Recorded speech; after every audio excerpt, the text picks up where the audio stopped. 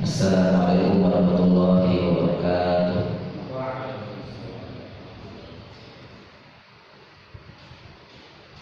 Alhamdulillahilladzi a'azzana bil Islam. Alhamdulillahilladzi a'azzana bil Qur'an. Alhamdulillahilladzi a'azzana bis sunnati Rasulillah. Alhamdulillahilladzi an'amana bi ni'matil iman wal Islam.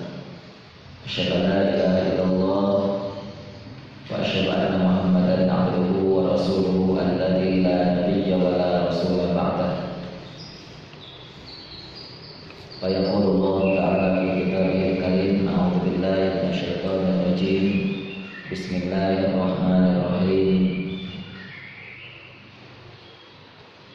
Ya ayyuhalladzina amanu taqullaha haqqa tuqatih wa la tamutunna illa wa antum muslimun. Teman-teman yang dimuliakan Allah Subhanahu wa taala, dengan syukur kita panjatkan kepada Allah. Alhamdulillah pagi hari ini kita bisa melanjutkan kembali majelis tadabbur kita menjadi satu wasilah, satu sarana yang akan kita jadikan untuk menguatkan posisi kita sebagai seorang muslim dan menguatkan posisi kita untuk tetap berada di dalam agama Islam dengan kita menggali Al-Quran, menggali Al-Quran.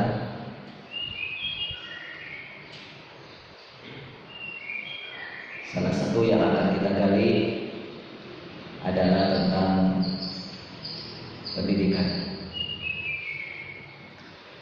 Teman-teman yang dimuliakan Allah, pagi hari ini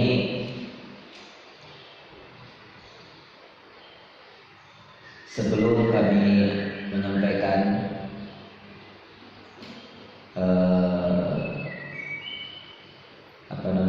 tema tentang pendidikan dalam Al-Quran secara khusus, agar kita memiliki gambaran umum tentang apa keistimewaan dari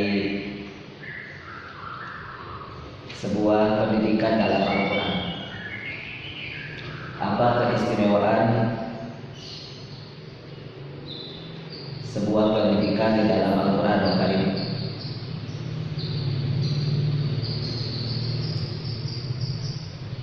Dan kita akan melihat ayat-ayat yang mana secara tegas menjelaskan kepada kita tentang bahwa proses pendidikan adalah proses paling penting di dalam memperbaiki masyarakat dan generasi.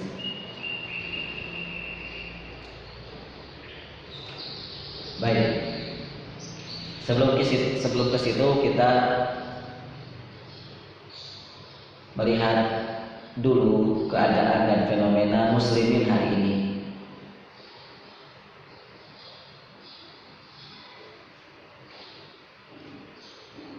Patut kita syukur ya, kita bersyukur kepada Allah. Muslimin hari ini terlihat ada pertumbuhan dalam keislamanannya. Ada pertumbuhan dalam keislamanannya yang itu dilihat dari semakin marak masjid-masjid dengan kegiatan-kegiatan keislaman, baik itu kajian kegiatan Al-Quran, ya, atau kegiatan-kegiatan keislaman yang lain. Bahkan kalau kita lihat kajian-kajian keislaman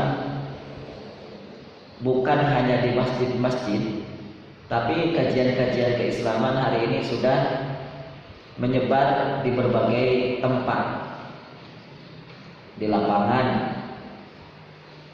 di stadion sepak bola, di alun-alun, di hotel. Sekali-kali kita nanti kajian dan tasmi di hotel, ya. Lalu di tempat-tempat, ya, di tempat-tempat yang juga kita melihat tempat ini tempat-tempat yang boleh dikatakan berbintang, artinya tempat mewah, kelas eksekutif, itu sudah dijadikan kajian-kajian keislaman hari ini. Lalu juga semarak kegiatan hafalan Al-Quran, menghafal Quran, juga ikut meramaikan pertumbuhan keislaman umat Islam hari ini.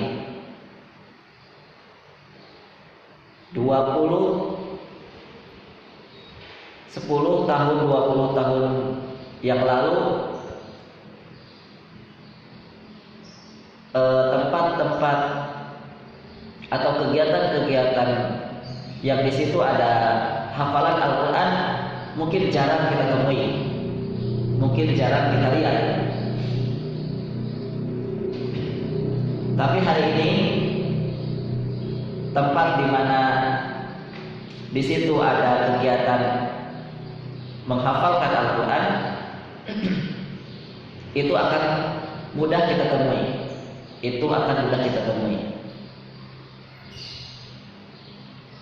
Bahkan yang dikira kita hari ini adalah sekolah-sekolah umum, namun ternyata sekolah umum itu juga melibatkan menghafalkan Al-Quran sebagai kegiatan, salah satu kegiatan, bahkan kegiatan unggulan.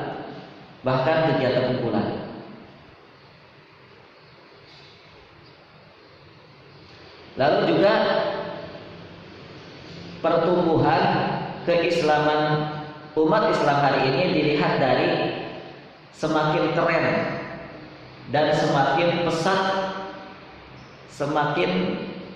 pesat perhatian masyarakat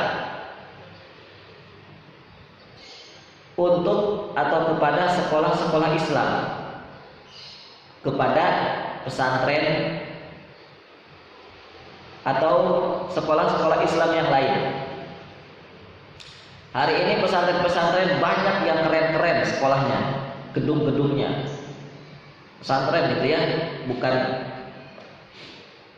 bukan sekolah atau lembaga nasional, tapi ini milik umat. Pesantren itu gedung-gedung sudah mewah-mewah, gedung-gedungnya sudah mewah-mewah, fasilitasnya sudah keren-keren. Ada sebuah pesantren, setiap kelas dipasang wifi. Di tempat saya, salah satunya di Tasik, itu sebuah pesantren Islam, ya, sebuah pesantren saking kerennya itu di setiap kelas itu disediakan wifi. Jadi tidak mau kalah pesantren-pesantren kita dengan lembaga-lembaga pendidikan barat, ya, lembaga pendidikan barat. Banyak potret-potret yang menunjukkan tentang pertumbuhan umat Islam, tentang keislamannya zaman ini. Dan ini patut kita syukuri. Patut kita syukuri. Kalau perpindahan, gitu, perpindahan kaum muslimin yang dulunya sekolah umum dipindahkan anaknya ke pesantren, itu sudah tidak terhitung lagi. Banyak orang tua yang menyekolahkan anaknya di sekolah umum, bahkan di sekolah Kristen, di sekolah non Muslim, dipindahkan ke pesantren atau dipindahkan ke sekolah Islam, itu sudah tidak terhitung lagi. Saking tidak terhitungnya, saking banyaknya, hari ini banyak sekolah-sekolah umum, bahkan sekolah-sekolah nasional yang gulung tikar, yang tidak ada isinya. Termasuk juga, mohon maaf, misalnya sekolah Kristen. Menurut sebuah media, ada sekolah-sekolah Kristen di daerah Jawa mana gitu, Jawa Timur atau Jawa mana, itu sudah tidak terpakai lagi. Sudah tidak terpakai lagi. Mengapa? Karena ternyata siswa-siswanya yang di situ Muslim itu ternyata mereka berpindah haluan, memindahkan anak-anaknya ke sekolah-sekolah Islam. Dan itu satu sisi dari pertumbuhannya keislaman umat Islam hari ini. Kita patut bersyukur. Tapi kita tetap harus berhati-hati. Kita tetap harus belajar. Kita tetap harus mengilmui dari pertumbuhan keislaman masyarakat muslim hari ini. Tetap harus kita mengilmui, tetap kita harus melihat dari kacamata ilmu. Tetap pertumbuhan umat Islam hari ini, ya, itu harus dilihat dari kacamata ilmu syariat itu bagaimana.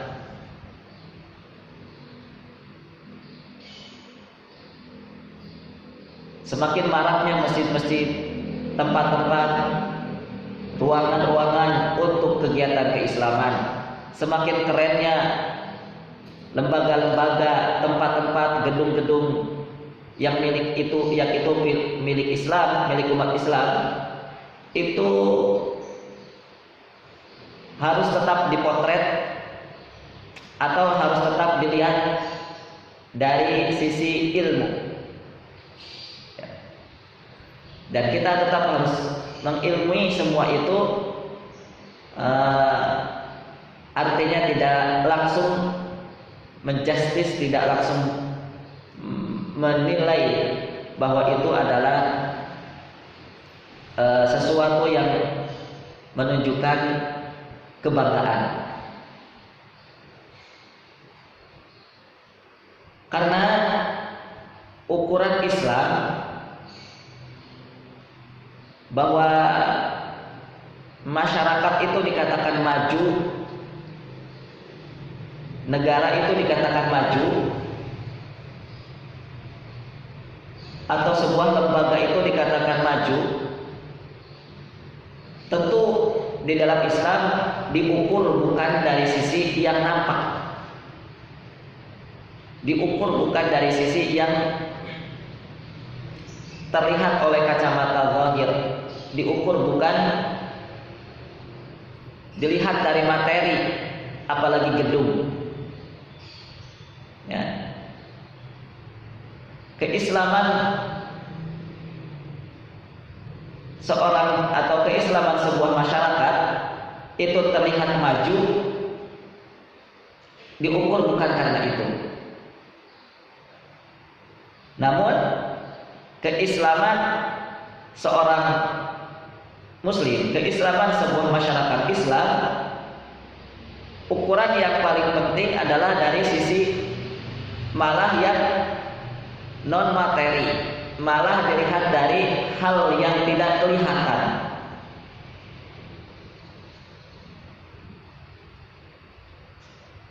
Karena ukuran majunya Islam, ukuran majunya bangkitnya sebuah masyarakat Muslim itu dinilai dari ketakwaan. Nah ya, Allah Subhanahu wa taala berfirman, "Inna akramakum 'indallahi atqakum." Sesungguhnya di antara kalian di sisi Allah kemuliaan itu adalah dilihat dari ketakwaan kalian. Atqakum, ketakwaan. Sedangkan ketakwaan bentuknya bukan benda. Sedangkan ketakwaan bentuknya bukan materi. Sedangkan ketakwaan bentuknya bukan gedung. Ketakwaan itu bentuknya batini, sesuatu yang tidak terlihat, yang itu tersembunyi di dalam hati.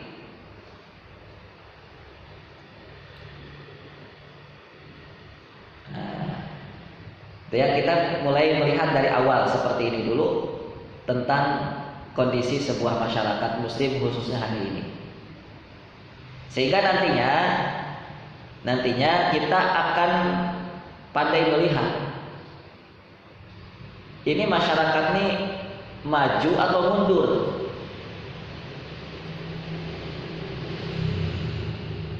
Sehingga jangan sampai nantinya kalau kita salah melihat, kalau kita salah menilai, ya, itu jangan sampai nanti terjadi ketimpangan. Terjadi ketimpangan. Satu sisi di masyarakat itu, di negara itu pembangunan kotanya semakin mewah, keren, namun di sisi lain masyarakatnya itu kejiwaannya, jiwa masyarakatnya bobrok, jiwa masyarakatnya tidak terlihat mentereng.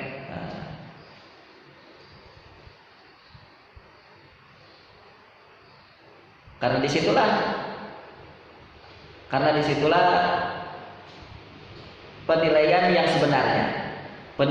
sebenarnya tentang kemajuan sebuah masyarakat, tentang perubahan sebuah masyarakat yang dimulai dari hati, dimulai dari jiwa, dimulai dari sesuatu yang tidak nampak. Oleh karena itu karena tidak nampak, maka tidak sembarang orang bisa menilai bahwa ini masyarakat sudah maju atau mundur. Jangan sampai seperti anggapan banyak orang. Kira-kira kalau dinilai masyarakat mana yang paling maju hari ini? Kira-kira yang dinilai masyarakat mana yang negara mana yang paling maju hari ini?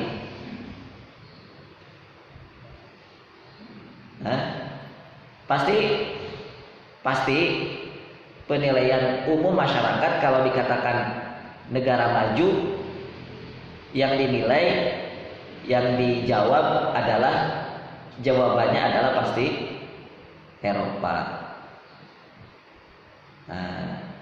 Pasti Jepang, negara maju. Pasti Amerika, negara maju. Kalau anggapan umum masyarakat hari ini, ya wajar. Mengapa? Karena penilaian tentang sebuah kemajuan, keumuman masyarakat hari ini dilihatnya bukan dari sisi yang batin, bukan dilihat dari sisi yang non materi. Hari ini melihat maju atau mundur itu dilihatnya dari materi, dilihatnya dari gedung, dilihatnya dari jembatan, dilihatnya dari mall-mall. Ya.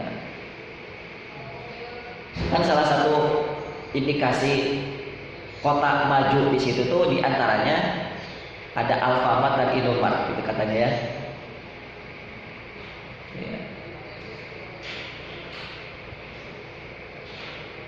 Tapi kalau kita umat Islam ditanya, Mas, menurut Anda negara maju itu yang dikatakan negara paling maju itu negara mana? Saya mau tanya, negara paling maju di dunia ini negara mana?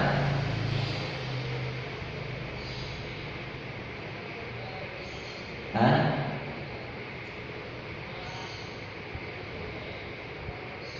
Negara paling maju hari ini negara mana?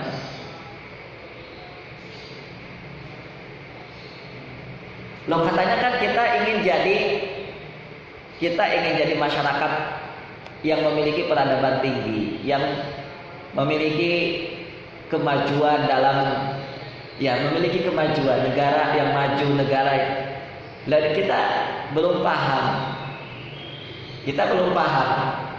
tentang penilaian sebuah negara maju itu gimana. Nah, jangan sampai salah ya. Kalau dikatakan negara maju itu, hari ini kita akan nilai negara mana? Hah? Negara paling maju hari ini negara mana? Hah? Hah? Paling maju di dunia? Kalau kita lihat dari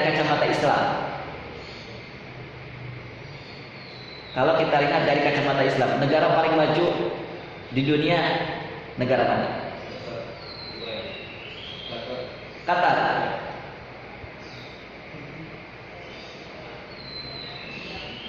Lihat, tadi kita sampaikan bahwa kemajuan sebuah masyarakat otomatis bangsanya itu dilihat dalam Islam adalah dari sisi ketakwaannya. Inna akramakum 'indallahi atqakum.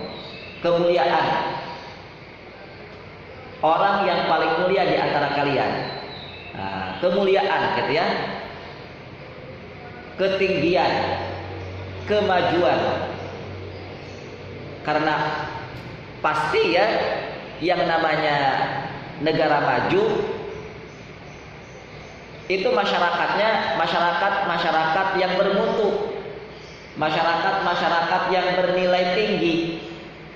Enggak mungkin negara maju kok masyarakatnya goblok-goblok, enggak mungkin. Enggak mungkin negara maju masyarakatnya rendahan. Pasti yang namanya negara maju masyarakatnya pun, orang-orangnya pun, rakyatnya pun adalah masyarakat ataupun rakyat yang memiliki nilai yang tinggi. Ini mulai dari situ. Nah, sedangkan dalam Islam yang disebut masyarakat yang bernilai tinggi itu dilihat dari ketakwaannya. Akram, paling mulia, indallah huwa atqakum, bukan agnakum, paling kaya,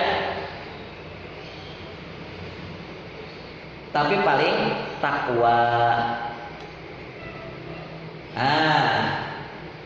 Sebelum kita menjawab negara mana yang paling maju hari ini, maka kita jawab dulu negara mana yang masyarakatnya paling bertakwa. Negara mana? Ya kalau hari ini sulit menjawabnya. Kalau dulu negara paling maju itu iya Madinah Al-Munawwarah. Mengapa? Gampang jawabnya.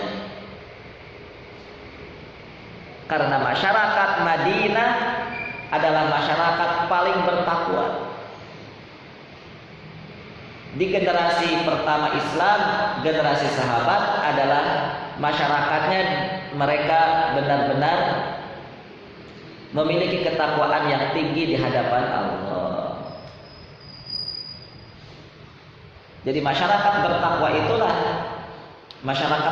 itulah yang menjadi sebab negara itu akan menjadi negara maju. Sepakat enggak? Ya. Kalau tidak sepakat sih terserah ya. Kalau saya berpandangan begitu. Bahwa yang namanya negara maju itu bukan Qatar, yang negara maju itu bukan Saudi Arabia. Hari ini maksud saya bukan Uni Emirat Arab, apalagi Amerika. Ya. Negara maju dalam Islam itu, paling maju dalam Islam itu adalah negara Madinah. Mengapa? Ya. Karena unsur paling penting sebuah peradaban, unsur paling penting dalam sebuah bangsa, sebuah negara adalah manusianya.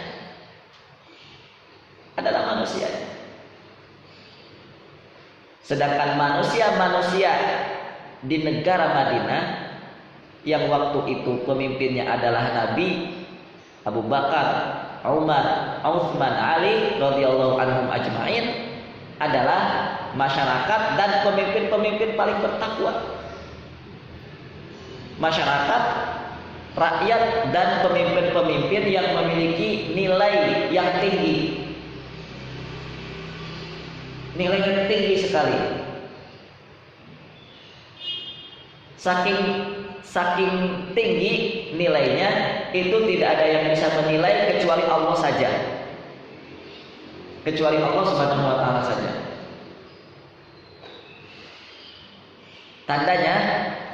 Tandanya bahwa masyarakat di masa Nabi dan para sahabat itu memiliki nilai yang tinggi. Tandanya ya, itu ketika orang masuk Madinah, mereka geleng-geleng kepala. Ini penakluk Persia Romawi, bajunya 12 tambalan, geleng-geleng kepala. Nah, dengar kisah ini? Ini penakluk Persia Romawi, duduknya cuma di emperan masjid.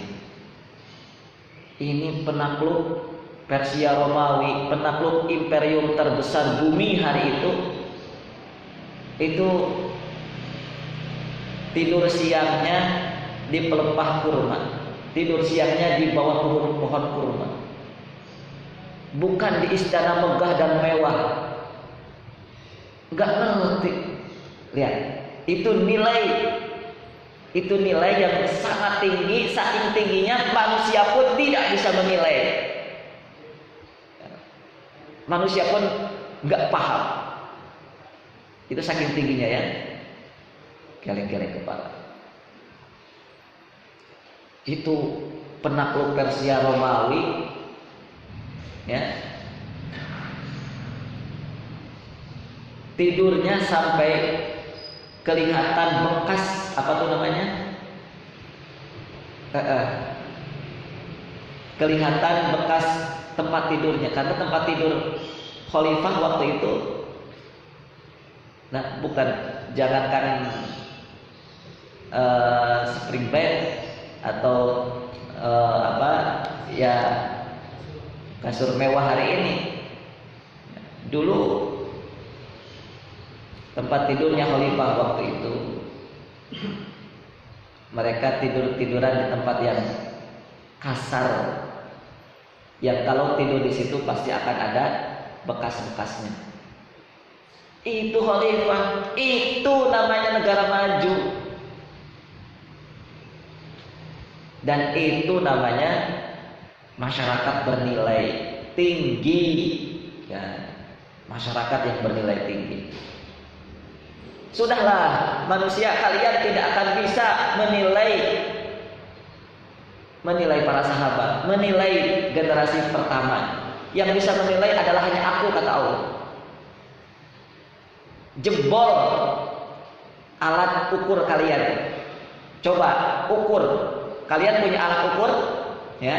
Kalian punya alat untuk menilai sesuatu. Kalian punya alat ukur mengukur sesuatu. Coba nilai, coba ukur ketajaman akhlak mereka, ketajaman kecerdasan mereka. Niscaya tidak akan pernah bisa. Niscaya alat ukur kalian akan jebol, nggak bisa. Mengapa? Karena saking tingginya nilai para sahabat itu. Tidak ada yang mampu menilai mereka kecuali Allah Subhanahu wa Ta'ala.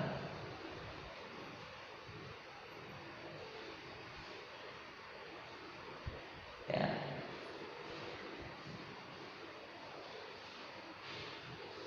Sepakat Madinah menjadi negara paling maju tentu di zaman Nabi. Oke, kalau tidak sepakat ya terserah. Kalau misalnya kita sepakat bahwa negara maju itu adalah Madinah di zaman Nabi, bukan Madinah sekarang, ya, Madinah di zaman Nabi, kota di zaman Nabi. Namun jika diperhatikan bagaimanakah kondisi Madinah bagaimanakah kondisi Madinah waktu itu? Kondisi kotanya, kondisi gedung-gedungnya, kondisi bangunannya, kondisi perkantorannya, kondisi rumah presidennya gimana dulu?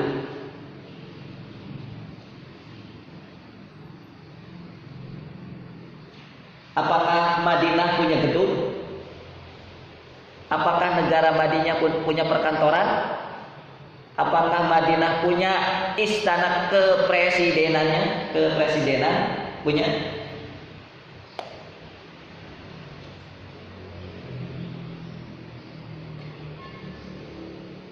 Intinya, kesimpulannya, semua terlihat amat sederhana di negara paling maju itu. Semua terlihat amat sederhana di negara paling maju itu, yaitu Madinah. Tidak seperti di Imperium Persia dan Romawi, tidak seperti di negara-negara maju bahkan hari ini. Ya. Negara maju yang persepsi hari ini, ya, itu pasti mewah-mewah kan? Lihat pembangunan istananya. Luar biasa mahalnya, ya, luar biasa mewah dan mahalnya.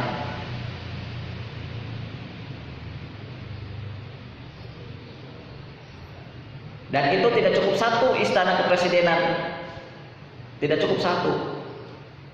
Di kota ini ada istana, di kota situ ada istana, di kota banyak sekali. Mengapa sih? Mengapa negara maju Madinah di zaman Nabi tidak membuat bangunan-bangunan mewah, tidak membuat gedung-gedung mewah? Memangnya Nabi kalau mengatur negaranya bertempat di mana kira-kira? Nabi kalau mengatur negara di mana?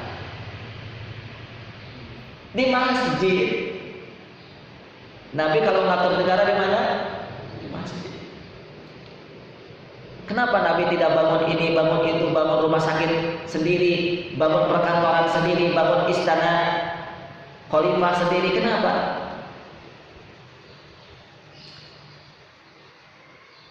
Karena memang yang difokuskan oleh Nabi, karena memang yang difokuskan oleh konsep Islam itu bukan bangunan, ya, bukan sifatnya lahir, bukan sifatnya materi. Yang difokuskan di dalam sebuah miniatur negara Islam itu adalah kualitas rakyatnya. Itu yang paling pertama kali ditarget, difokuskan. Kualitas kualitas masyarakatnya, kualitas rakyatnya. Ini kualitas masyarakatnya bermutu tinggi apa bermutu rendah? Bermutu tinggi apa tidak bernilai sama sekali? Ya. Jadi karena Islam itu berpandu kepada Quran, Islam itu panduannya Quran, maka cara membangun negara pun panduannya adalah Quran. Maka Islam mengatur, agama Islam mengatur bagaimana negara Islam biar maju. Maka jadikan masyarakatnya bertakwa dulu. Maka jadikan masyarakatnya, rakyatnya bertakwa dulu. Sudah.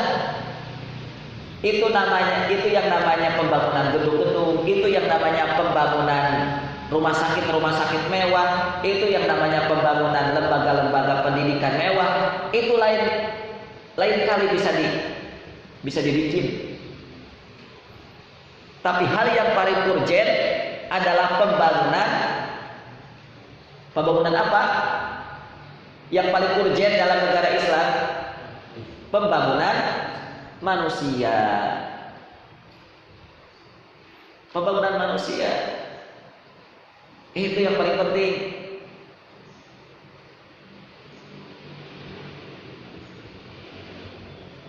Inna akramakum 'indallahi atqakum, itu yang pertama dalilnya. Itu yang pertama konsepnya. Yang kedua, wa antumul a'laun in kuntum mu'minin. Dan kalian adalah masyarakat yang paling tinggi. Nih Allah mengatakan a'laun, paling tinggi, in kuntum mu'minin, jika kalian beriman. Jadi keimanan itu adalah sebab sebuah masyarakat menjadi tinggi. Nah, selain takwa, juga yang kedua adalah iman kuncinya. Iman dan takwa itulah yang membuat masyarakat bermutu tinggi, bernilai tinggi, dan itu akan membawa bangsanya pun menjadi bangsa tinggi. Bangsa tinggi itu ya, itu kan istilah-istilah kan, bangsa maju, bangsa modern, bangsa apalagi negara berperadaban tinggi, itu kan cuma istilah-istilah. Intinya sama saja. Intinya sama saja.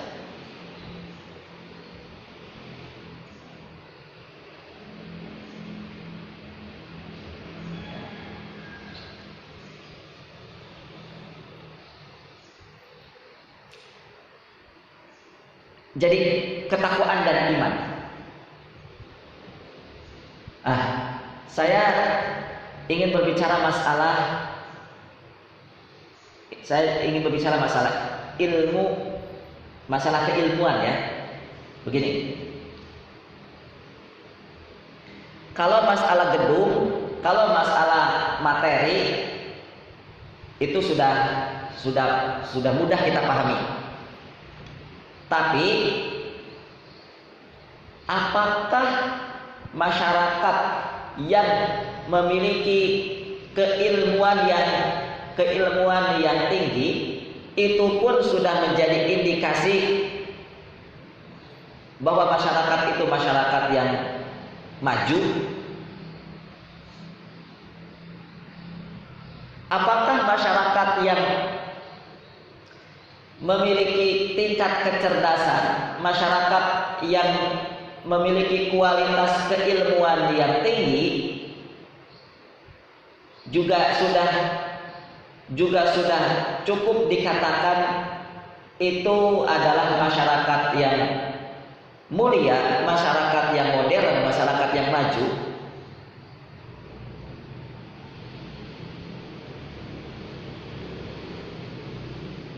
maka jawabannya begini.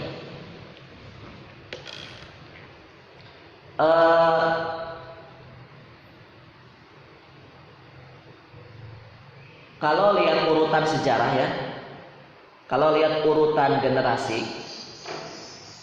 zaman sahabat, zaman tabi'in, zaman tabi'ut tabi'in, itu yang namanya para ahli ilmu, itu yang namanya para ahli ilmu, mereka-mereka yang luar biasa di bidangnya, luar biasa ilmunya di bidangnya masing-masing, itu semakin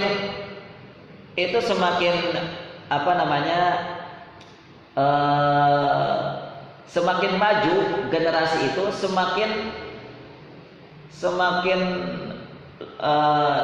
banyak ya, semakin banyak orang-orang yang memiliki kualitas ilmu yang mumpuni atau yang banyak, kualitas ilmu yang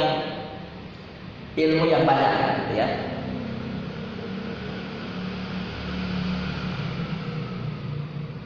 Kita lihat penghafal hadis,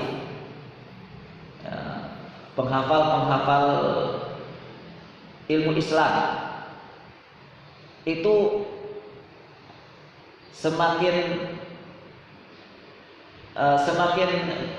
tahun generasi silih berganti itu semakin banyak. Ada imam misalnya yang paling terkenal itu diantaranya adalah Imam Al-Bukhari, ya, Imam Asy-Syafi'i, Imam Ibnu Jauzi,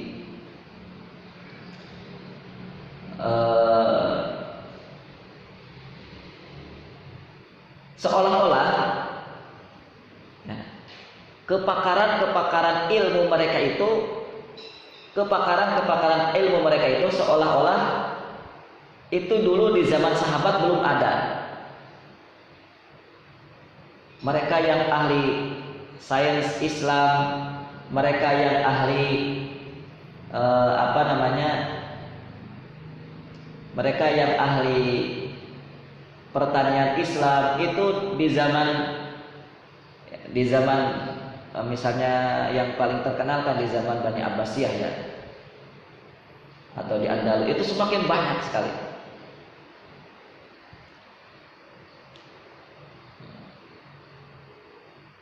Atau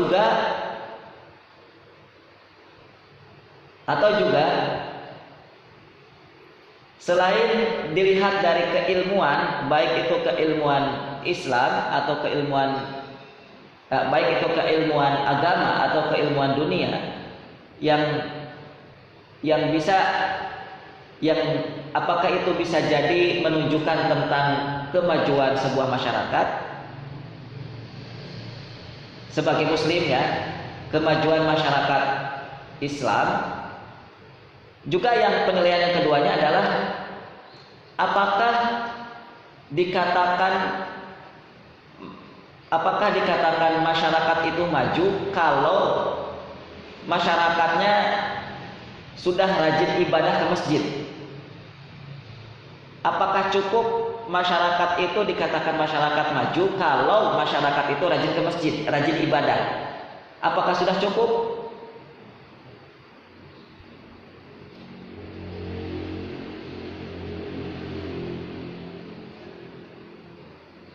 Ya. Begini. Jadi teman-teman, kita mengawali dari sini itu supaya kita memiliki cara pandang yang benar dulu. Kita memiliki cara pandang yang benar dulu tentang sesuatu yang dihasilkan oleh pendidikan. Sesuatu yang dihasilkan oleh pendidikan Quran.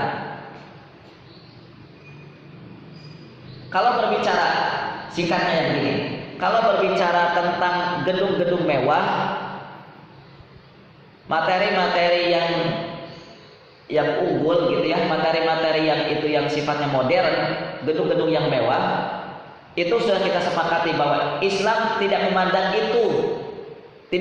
itu dalam melihat masyarakat itu maju atau tidak. Tapi kalau masalah ibadah dan keilmuan, itu pun juga apakah sudah dikatakan menjadi syarat untuk menjadi negara maju? Nah, maka lihat jawabannya. Di dalam hadis Nabi kita Shallallahu Alaihi Wasallam, dalam kisah-kisah juga sering disampaikan tentang banyaknya ahli ilmu, banyaknya ahli ibadah yang masuk neraka. Orang yang ketika di dunianya dia berprofesi sebagai seorang pakar ilmu tinggi, sebagai seorang ilmuwan, bahkan sebagai seorang ulama, ya, sebagai seorang ulama, tapi ternyata orang itu menduga dengan dugaan yang keliru. Setelah apa? Setelah nantinya sama-sama dibangkitkan oleh Allah di akhirat. Loh, bukannya Anda ini dulu suka menceramahi kami? Loh, bukannya Anda ini dulu seorang kiai? Loh, bukannya Anda ini dulu seorang ulama? Kenapa Anda masuk neraka juga? Nah, itu. Jadi teman-teman, di akhirat itu ada neraka yang khusus dibikin oleh Allah untuk para ulama. Untuk orang-orang yang profesinya sehari-hari ceramah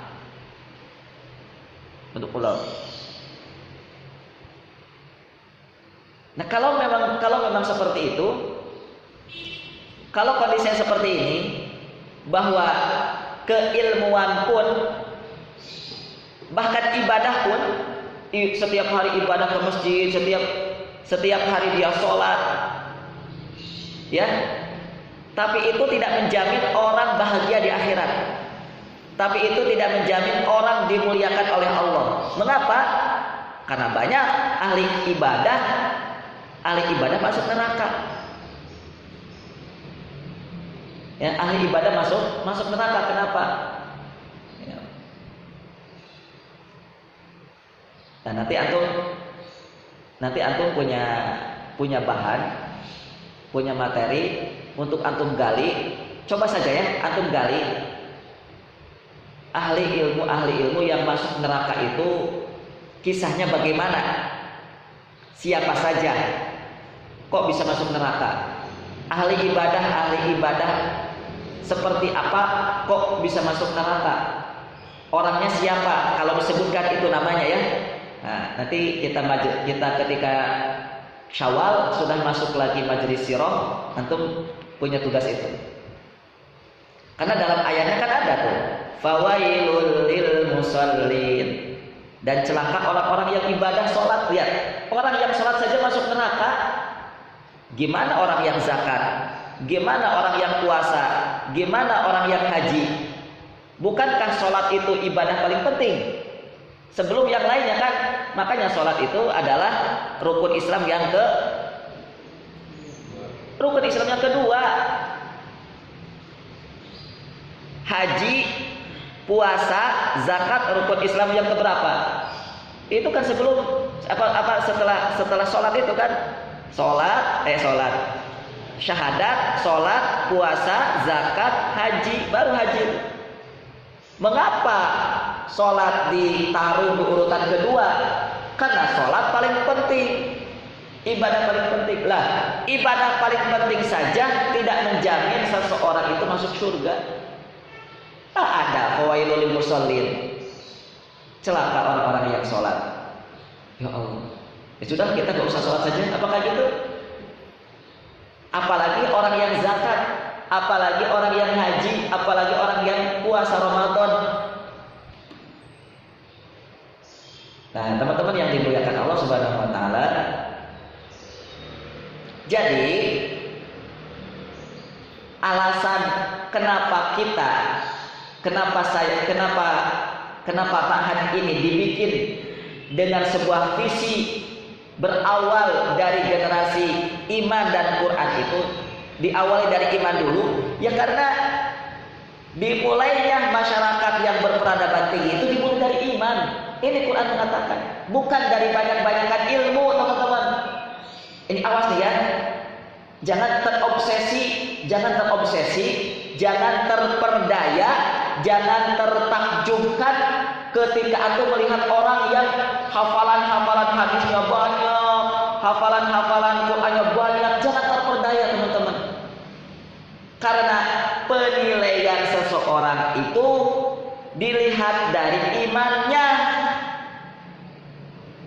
Penilaian seseorang itu dilihat dari takwanya. Itu pun juga yang akan menjadi sebab negara antum akan menjadi negara maju. Iman dan takwa itu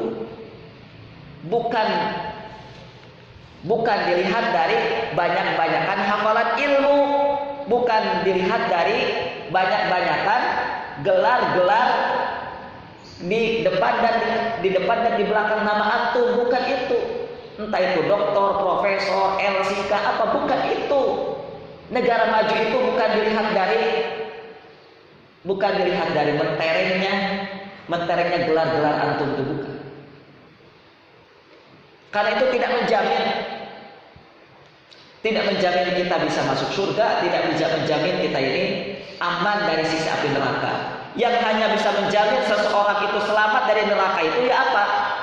Iman sama takwa. Enggak mungkin orang yang beriman Allah tenggelamkan ke neraka, itu enggak mungkin. Tapi mungkin itu sudah dipastikan. Orang yang punya ilmu masuk neraka itu sudah mungkin, sudah dapat dipastikan karena ada kisah. Tapi mungkin dan sudah dapat dipastikan orang ahli ibadah masuk neraka itu bisa. Tapi enggak mungkin orang punya iman masuk neraka, enggak mungkin. Bahkan Allah menjamin sekecil apapun iman dalam diri seseorang, walaupun sebesar biji darah, Allah angkat dari neraka menuju surga. Iman, teman-teman. Maka kita berpatokan dari ini dulu, kita bersumber dari ini dulu. Ya. Dari iman dan takwa itu kita bermulai untuk perubahan sebuah bangsa. Kita bermulai perubahan sebuah masyarakat. Baik. Mudah-mudahan antum paham ya. Ini kita mulai dari sini. Karena buat apa kita banyak-banyakan atau banyak-banyakan menyampaikan tentang ilmu pendidikan kalau kita nggak tahu, kalau kita nggak paham hasilnya itu harusnya bagaimana? Ya, harusnya itu hasilnya seperti apa?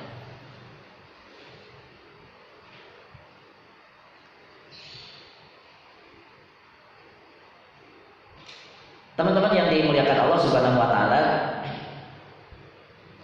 tidaklah miris, tidaklah sedih,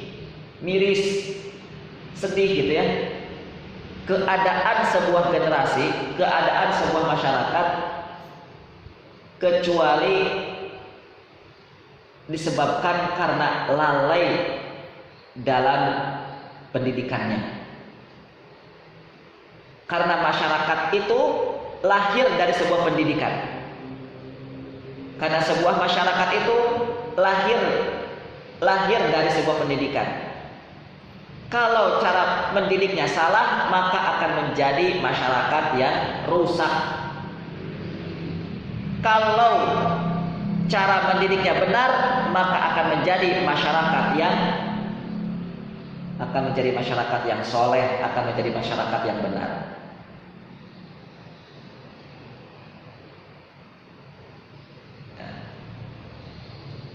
Baik.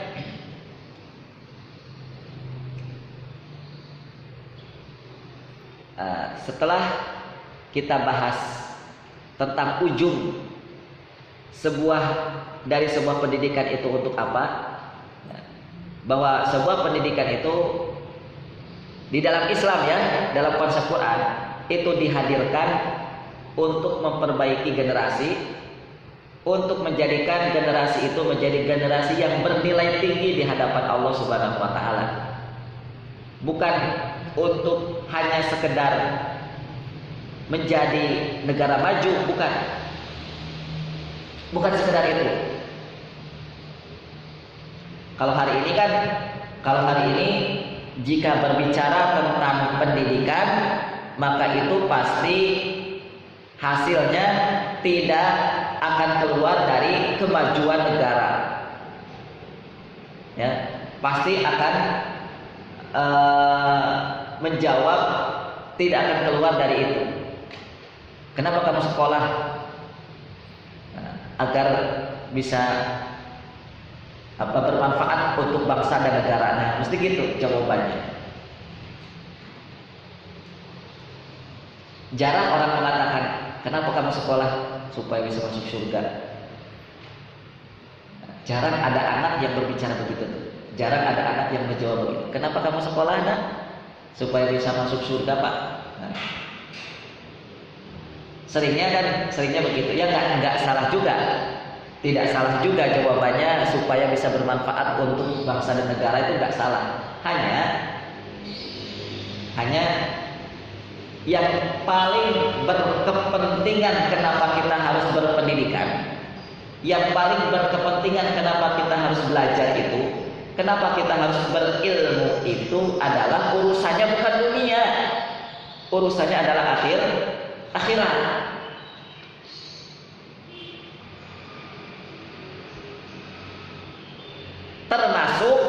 Termasuk nih yang paling berkepentingan kenapa kita harus memajukan sebuah bangsa, kenapa kita harus membesarkan sebuah masyarakat, kenapa kita harus memajukan sebuah masyarakat, semata-mata urusannya bukan hanya sekedar dunia.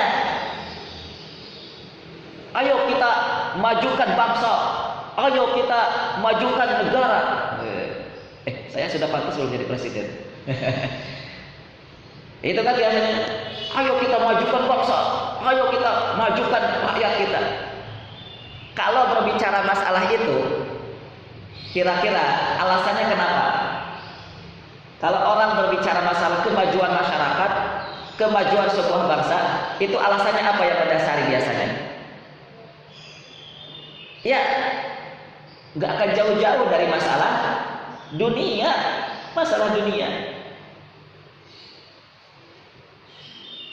Ya, supaya dipandang oleh Amerika, supaya dipandang oleh negara barat, supaya negara sejahtera dunia lagi, supaya negara aman sentosa, dan begitu. Nih teman-teman, kenapa alasan kita harus memajukan sebuah masyarakat? Kenapa kita harus memajukan sebuah bangsa? Alasan utamanya adalah agar kita selamat di akhirat. Alasannya itu agar kita supaya selamat di akhirat. Bukan semata-mata agar kita disegani, dihormati oleh bangsa-bangsa di dunia, bukan semata-mata itu. Tapi alasan utamanya adalah agar kita selamat di akhirat. Oleh karena itu, sebab orang itu akan maju, sebab bangsa itu akan maju dalam Islam, panduan utamanya, alasan utamanya, sebab utamanya bukan materi, tapi ketakwaan. Jadikan dulu masyarakat itu bertakwa, jadikan dulu masyarakat itu beriman, pasti Allah akan membantu masyarakat itu disegani, dihormati oleh bangsa-bangsa di dunia. Allah bantu nanti.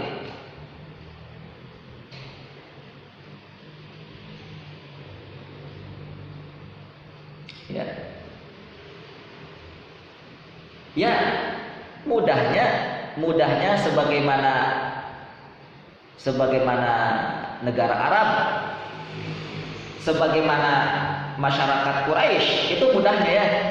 Masyarakat Quraisy itu masyarakat yang bagaimana ketika Islam belum datang. Itu kan bukan masyarakat yang dilirik oleh Romawi Persia kan. Itu kan masyarakat, bukan masyarakat yang dihargai oleh Persia dan Romawi. Kalau Indonesia masih mending. Indonesia itu ya teman-teman, kalau perlu antum tahu, itu betul-betul dihargai oleh negara PBB. Kalau ada apa-apa diundang ke gedung atau diundang untuk rapat ke negara, ke apa namanya, ke pertemuan internasional, ke gedung PBB, diundang presidennya, diundang apa namanya, tokoh-tokoh masyarakat, tokoh-tokoh tertinggi di negara kita diundang. Kalau ada masalah apa, misalnya masalah kemiskinan, masalah peperangan, itu kan masalah dunia tuh ya. Di mana-mana terjadi peperangan, di mana-mana terjadi kemiskinan. Ini masalah yang harus dihadapi oleh bangsa-bangsa di dunia. Maka untuk memecahkan masalah itu semua masyarakat, semua apa namanya, negara diundang, dan salah satu negara yang diundang untuk memecahkan masalah dunia adalah Indonesia. Indonesia selalu diundang. Tapi kalau dulu Saudi Arabia, kalau dulu negara Arab, Quraisy sebelum Islam datang, pernah nggak diundang di pertemuan-pertemuan Romawi dan Persia itu untuk membicarakan masalah, untuk membicarakan masalah hal-hal yang sifatnya masyarakat umum, hal-hal yang sifatnya itu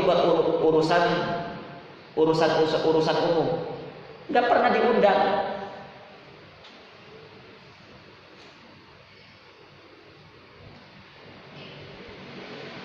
Nah, makanya dulu ketika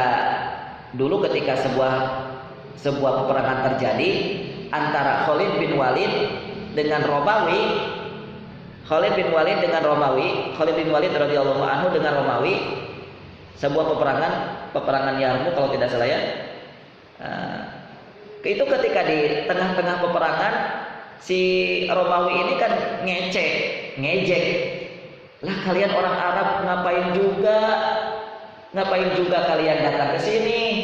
Kalian kan nggak punya uang nih, nggak punya nih, kami kasih. Itu kan ngejek Khalid bin Walid. Karena disangkanya Khalid bin Walid ketika masih jahiliyah masih sama dengan kondisi Khalid bin Walid ketika sudah Islam. Dikiranya orang Romawi itu, nih kami kasih satu orang prajuritmu, kami kasih berapa dinar gitu ya, kami kasih berapa dinar. Ayo pulang ke tanah kalian. Tidak usahlah apa namanya, berlaga berani di depan kami. Diejek sama Romawi. Jadi memang Quraisy Arab waktu sebelum datangnya Islam itu tidak dilirik apa-apa. Tapi ketika Islam itu hadir, ketika Islam itu datang, ketika Islam masuk ke dada-dada orang-orang Quraisy, orang-orang Arab, maka mereka menjadi negara adidaya. Maka mereka menjadi negara bahkan paling maju, negara paling maju. Walaupun secara kasat mata untuk masalah materi dan gedung-gedung tadi saya di awal sudah sampaikan, sangat amat sederhana. Gedungnya, perkantorannya. Lah, Rasulullah itu kalau mau mengadakan apapun, itu kan cuma di masjid kan? Di masjid. Pertemuan apa, bahkan kalau ada yang sakit di masjid. Bahkan kemarin kan kisahnya kalau ada apa namanya, ada tawanan peperangan, ditawannya di mana? Di masjid. Di masjid lagi. Jadi belum ada tuh penjara waktu itu, bangunan-bangunan yang dikhususkan untuk para tawanan itu belum ada. Nah,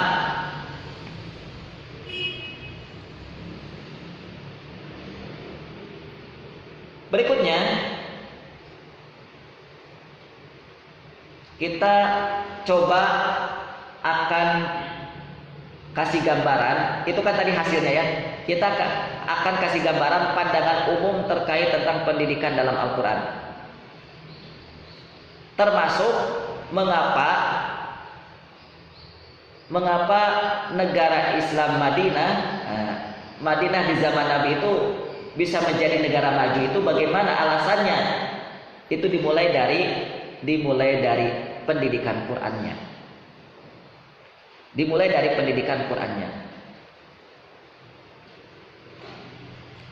Maka kita akan membuka beberapa surat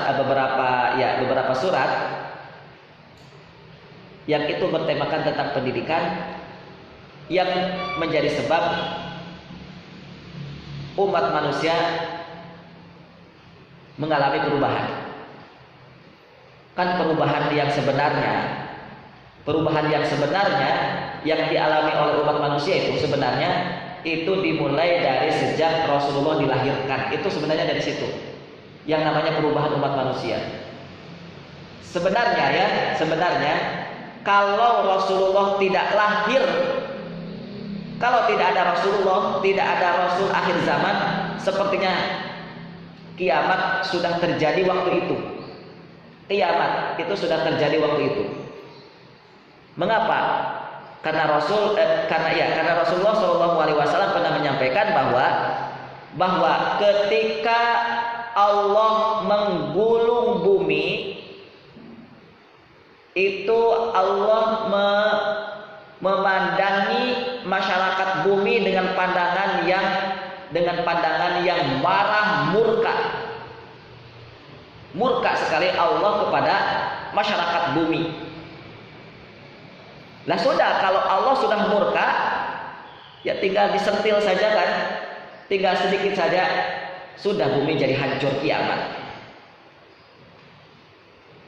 Tapi dalam tanda kutip, gara-gara Rasulullah lahir, kiamat belum terjadi. Jadi sebenarnya ya, yang dikatakan masyarakat itu berubah, manusia itu berubah, itu sebenarnya di saat dimana Rasulullah itu lahir. Nah, bagaimana cara Nabi melahirkan perubahan di tengah-tengah umat, bahkan merubah bumi ini, bagaimana caranya? Baik, keadaan bumi sudah kita sampaikan ya, berulang-ulang, bahwa kondisi bumi saat itu dalam kondisi jahiliyah, massal dan sistemik. Massal itu artinya terjadi merebak di mana-mana. Sistemik itu artinya kerusakan itu ada yang ngatur. Sistemik ada yang ngatur. Yang namanya kerusakan. Seperti riba. Riba itu kan merusak. Nah, riba ketika itu memang sengaja diatur, disistemkan. Nah, jadi memang jahiliyah waktu itu bukan lagi merebak, tapi sudah sistemik, ada yang atur. Nah, kejahiliyahan di dalam pandangan Al-Quran itu diringkas menjadi 4 ya kemarin. Pertama, dhonnal jahiliyah, kedua, hamiyatal jahiliyah, ketiga, tabarrujal jahiliyah, yang berikutnya adalah hukmal jahiliyah. Ini ada pembahasan khusus nanti insyaallah tentang masalah tentang masalah kejahiliyahan yang dirangkum oleh Al-Qur'anul Karim. Lalu ketika kondisi masyarakat dalam keadaan jahiliyah, dalam keadaan rusak, yang hampir sebentar lagi menuju kiamat, karena Allah sudah benar-benar murka. Murkanya Allah bukan untuk bangsa Romawi saja, murkanya Allah bukan untuk Persia saja, tapi murkanya Allah merata semua bumi. Ya tinggal sebentar lagi, tinggal sebentar lagi kiamat itu sudah. Nah, kalau begitu bagaimana caranya Allah hilang murkanya? Murka Allah hilang itu kira-kira dengan cara apa? Maka Allah turunkan surat Al-Alaq ayat 1 sampai 5. Iqra bismi rabbikal ladzi khalaq, khalaqal insana min 'alaq, iqra wa rabbukal akram alladzi 'allama bil qalam. 'Allamal insana ma lam ya'lam. Ya'lam, pendek. Baik. Jadi membaca itu menghilangkan murkanya Allah. Membaca Iqra itu. Jadi ya kalau dilihat dari sejarahnya ya, kalau dilihat dari sejarahnya bahwa yang namanya aktivitas membaca itu nggak sembarangan tuh teman-teman. Itu melihat dari sejarahnya yang namanya aktivitas membaca itu menjadi sebab hilang murkanya Allah. Kenapa ya tadi? Karena ayat-ayat pertama kali turun, yang Allah turunkan pertama kali wahyu pertamanya adalah tentang membaca, tentang Iqra bismi rabbikal ladzi. Berikutnya, setelah Nabi menerima surat Al-Alaq, maka Nabi mendidik kadernya. Nabi mendidik sahabatnya kurang lebih dari 23 tahun. Karena masa dakwah Nabi itu kan 23 tahun. 13 tahun di mana? 10 tahun di mana? 23 tahun itu masa di mana Nabi mendidik kader-kadernya. Nah, jadi setelah Nabi menerima wahyu Al-Alaq ayat pertama sampai ke 5 itu, lalu Nabi mendidik, meneladani 23 tahun. 23 tahun.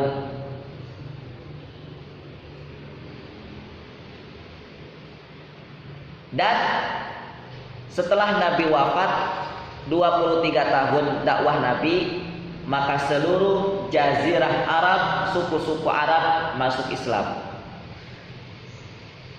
Kurang lebih 7 negara hari ini.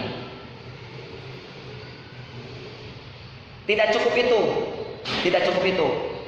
Nabi Shallallahu Alaihi Wasallam itu sebelum wafat, Nabi membuka pintu-pintu untuk membebaskan negara-negara di luar Jazirah Arab.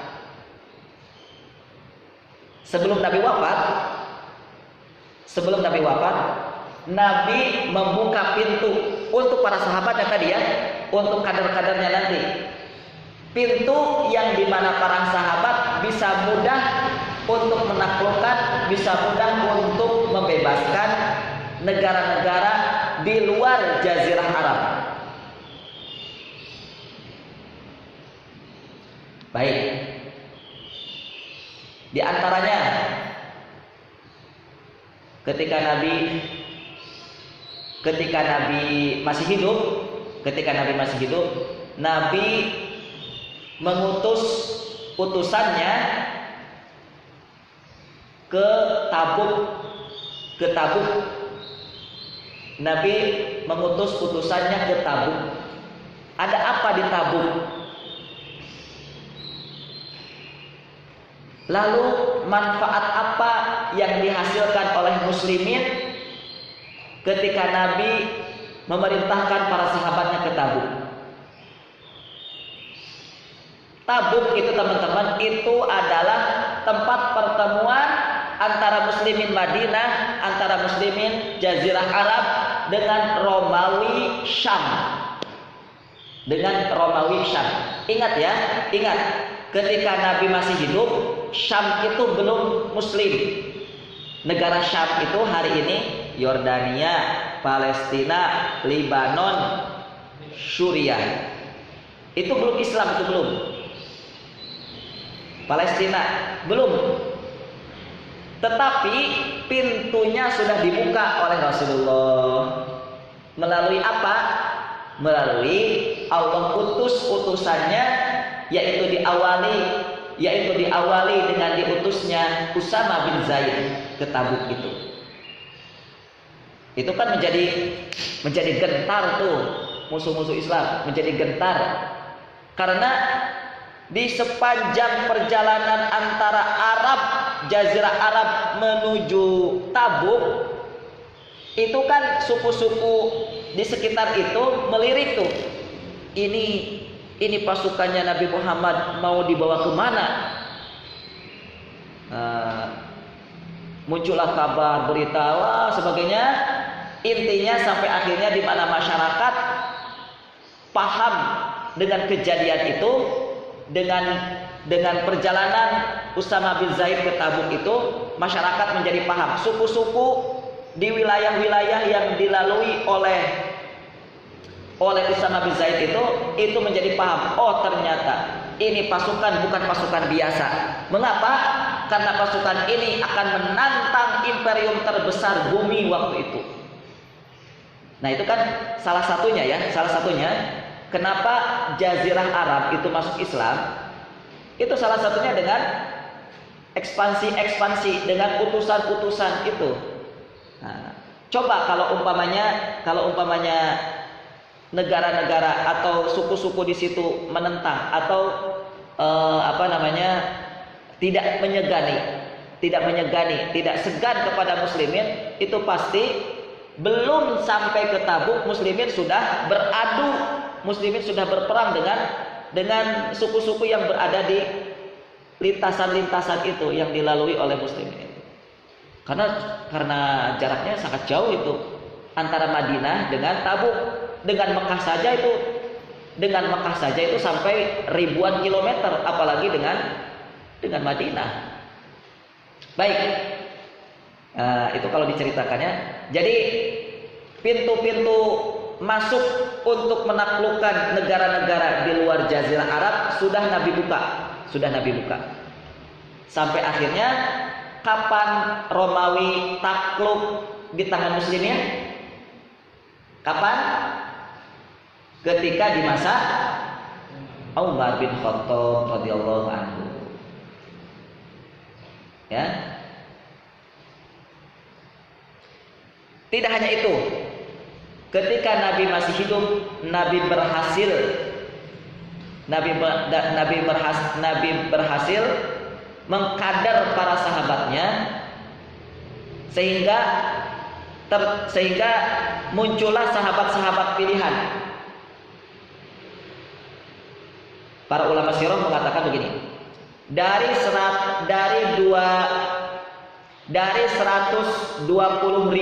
sahabat itu kan kurang lebih. Jadi Rasulullah itu ketika masih hidup atau ketika beliau mengadakan haji wada, haji terakhir Nabi, itu sahabat waktu itu kurang lebih 120.000. Baik, dari 120.000 sahabat atau dari 120.000 muslimin yang sudah masuk Islam itu Nabi berhasil mengkader 2.000 pemimpin. 2.000 pemimpin dari 120.000 itu. Dari 2.000 pemimpin itu Nabi berhasil mencetak 21 sahabat yang derajatnya sampai ke derajat mujtahid. Derajat mujtahid itu level tertinggi di dalam khazanah keilmuan Islam, itu namanya mujtahid. Itu sudah layak untuk mengatakan ini haram, ini makruh, ini wajib. Kamu boleh jihad, kamu tidak boleh. Nah, itu namanya mujtahid. Nah, kalau kita nggak layak, saya, antum, semua kita belum layak menjadi mujtahid. Level-level mujtahid itu siapa? Ya seperti Abu Bakar, Umar, Utsman, Ali, 21 sahabat. Dari berapa ribu? dari 2000 sahabat. 2000-nya tadi ya, 2000-nya itu sudah layak berada di level pemimpin, 21-nya itu sudah layak menjadi memiliki derajat tertinggi di dalam Islam. Itu pencapaian Nabi. Itu pencapaian Nabi. Lalu berikutnya, ini masih globalnya. Pendidikan Nabi untuk para sahabat itu di dalam Al-Quran. Karena Nabi mendidik para sahabatnya, panduannya adalah Quran. Panduannya adalah Al-Quran. Al-Quranul Karim memandu Nabi dari waktu ke waktu dengan diturunkannya Al-Quran secara bertahap. Dengan diturunkannya Al-Quran secara bertahap, dipandu oleh Quran. Nah, berdasarkan urutan turun, karena urutan turun itu berbeda dengan urutan mushaf. Lihat ya. Maka sesuai dengan urutan turun disimpulkan oleh para ulama Quran dibagi menjadi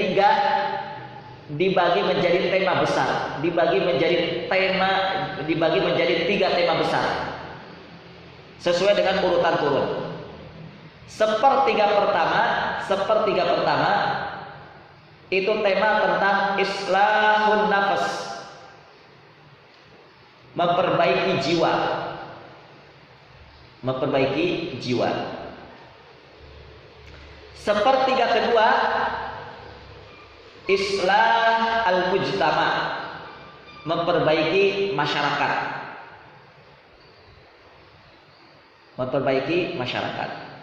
Lalu sepertiga ketiga islahud daulah, memperbaiki negara.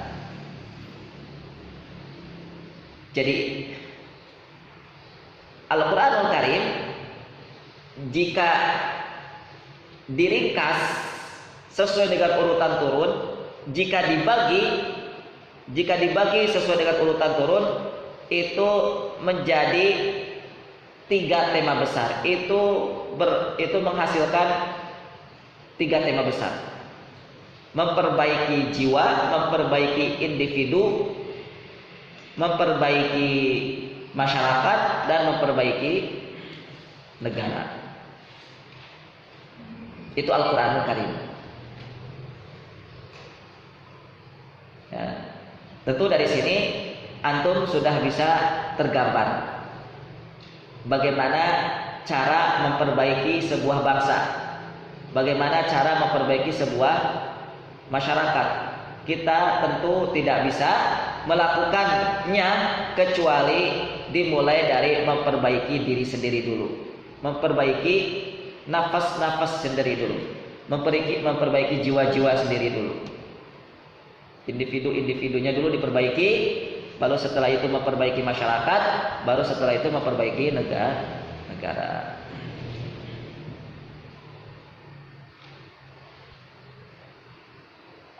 Teman-teman, baru setelah itu mulai mengaplikasikan tentang pendidikan dalam Al-Quran. Di mana Rasulullah mengaplikasikan pendidikan dalam Al-Quran? Pertama kali Rasulullah aplikasikan mendidik para sahabat itu di masjid.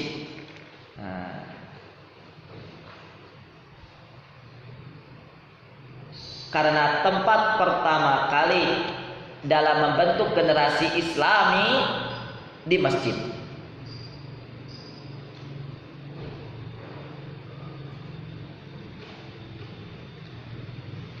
Baik, gitu ya. Berikutnya panduan Nabi langsung ya. Sekarang panduan Al-Quran dalam mendidik generasi Islam pertama. Jadi setelah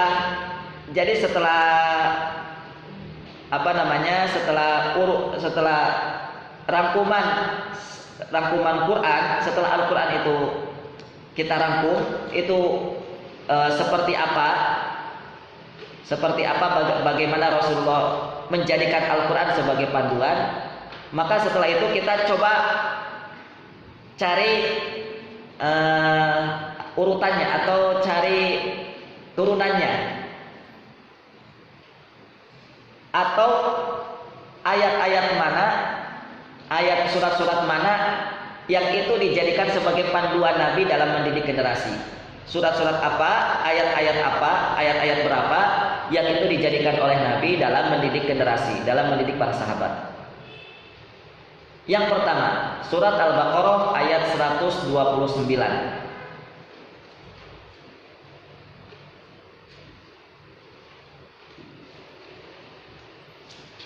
Yang kedua, surat Al-Jumu'ah ayat yang kedua.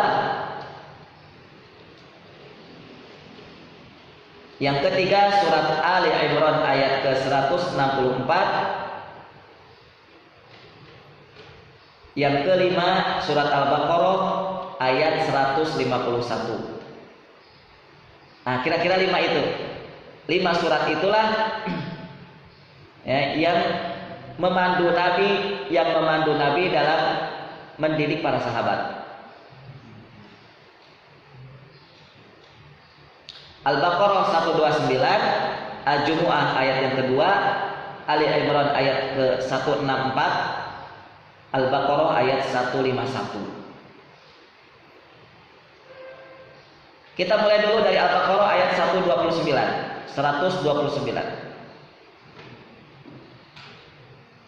Di dalam ayat itu diisyaratkan tentang tugas Nabi Muhammad.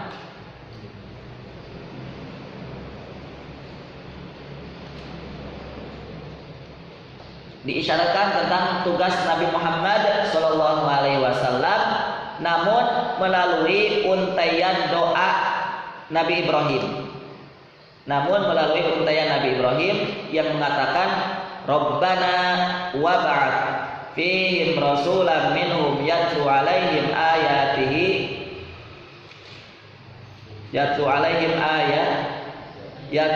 ayatika wa yu'allimuhumul kitaba wal hikmata wa yuzakkihim innaka antal azizul hakim. Ada 4 di situ. 4 doa, 4 sekaligus tugas Nabi. 1 membaca ayat, 2 mengajarkan Alkitab, 3 mengajarkan Al-Hikmah, 4 mensucikan jiwa. Ya, di ayat itu.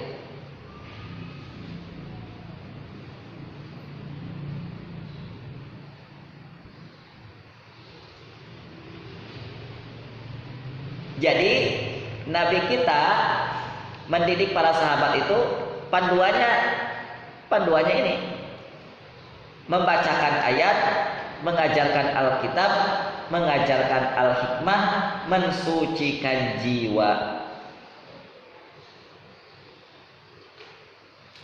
Namun Nabi Shallallahu Alaihi Wasallam ketika beliau lahir atau ketika beliau sudah menjadi Nabi, tugas Nabi Muhammad dirubah oleh Allah, dirubah oleh Allah dari doa Nabi Ibrahim tadi di atas, sehingga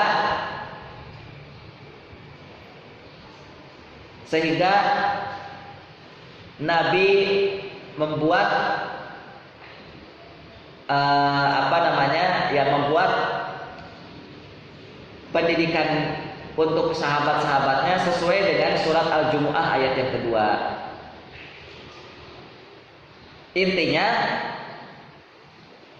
doa Nabi Ibrahim yang ada di 129 surat Al-Baqarah itu, doa Nabi Ibrahim yang ada di 129 itu surat Al-Baqarah itu, Allah jawab tetapi dengan jawaban yang berbeda. Tetapi dengan jawaban yang berbeda. Dijawab oleh Allah, namun dengan dibalik urutannya. Namun dibalik dengan urutannya, yaitu yang pertama, di dalam surat Al-Jumu'ah ayat yang kedua, silakan dilihat ya. Kalau yang pertama tetap sama, yaitu yatlu alaihim ayati, membaca ayat-ayatnya. Nah, baru yang kedua, kalau yang kedua di surat Al-Baqarah itu mengajarkan Alkitab, ya kan? Yang kedua di surat Al-Baqarah mengajarkan Alkitab. Namun di surat Al-Jumu'ah yang kedua itu adalah mensucikan jiwa. Jadi digeser, mensucikan jiwa itu dari poin keempat menuju poin yang kedua, digeser oleh Allah.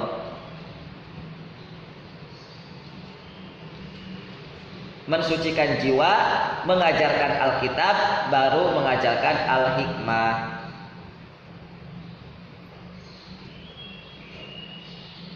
Sebab Allah menggeser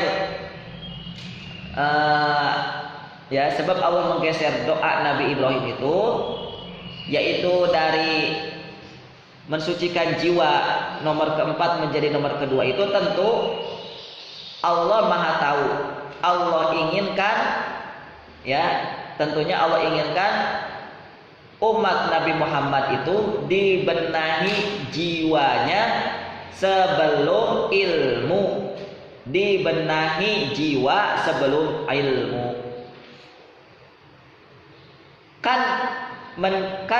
Mensucikan jiwa itu kan membenahi jiwa, memperbaiki jiwa, ya. Baik. Jadi sebelum menyampaikan ilmu Alkitab, sebelum menyampaikan ilmu Al-Hikmah, maka Rasulullah bertugas terlebih dahulu untuk para sahabat dan umatnya dengan mensucikan jiwa-jiwa manusia terlebih dahulu, dengan mensucikan jiwa-jiwa para sahabat terlebih dahulu sebelum memberikan ilmu Alkitab dan sebelum memberikan ilmu Al-Hikmah. Baik, saya kira dicukupkan sampai di sini dulu untuk tema tentang pendidikan dalam Al-Quran ini. Kita gariskan dengan garis besarnya saja dulu. Adapun nanti poin per poinnya, insya Allah kita akan sampaikan, atau detailnya bagaimana isyarat-isyarat pendidikan dalam Al-Quran. Ini saya berkepentingan untuk menyampaikan hal-hal yang demikian ini, ya, agar kita tahu dari awal sebenarnya pendidikan dalam Islam itu menginginkan apa yang diinginkan, hal yang paling dasar di dalam pendidikan Islam apa sebenarnya. Nah, dari awal sampai akhir itu kira-kira seperti itu yang bisa saya sampaikan, bahwa keinginan pendidikan dalam Islam itu adalah jiwa, memperbaiki akhirat, memperbaiki jiwa, memperbaiki hati, dan hal-hal yang sifatnya non materi. Itu yang diperbaiki dulu, memperbaiki sesuatu yang sifatnya batin sebelum memperbaiki sesuatu yang sifatnya materi. Baik teman-teman, itu yang dapat saya sampaikan untuk pagi hari ini. Mungkin tidak ada majelis tahfidz karena saya pun juga ada kuliah online. Antum silahkan mau langsung istirahat atau mau langsung dilanjutkan untuk menghafal masing-masing. Namun saya harap untuk muhadharah nanti sore tetap diadakan, ya. Tapi untuk majelis tahfidz silakan atau masing-masing sendiri saja menghafal sendiri atau murojaah ataupun istirahat, karena mungkin saya lihat juga tadi malam cukup malam ya antum kegiatannya. Itu saja dulu yang dapat saya sampaikan, dan kita lanjutkan hari Senin karena hari Ahad saya ingin libur dulu sebentar. Ya, sekaligus memperbaiki beberapa materi yang masih kurang. beberapa materi yang masih kurang perlu saya perbaiki, dan insya Allah kita akan lanjutkan hari Senin seperti biasa di jam yang sama, ya, di jam 9. Wallahu ta'ala bishawab. Nahtatim subhanakallahumma rabbana wa bihamdik asyhadu an la ilaha illa anta astaghfiruka wa atubu ilaik. Kurang lebihnya mohon maaf. Wabillahi taufiq wal hidayah. Wassalamualaikum warahmatullahi wabarakatuh.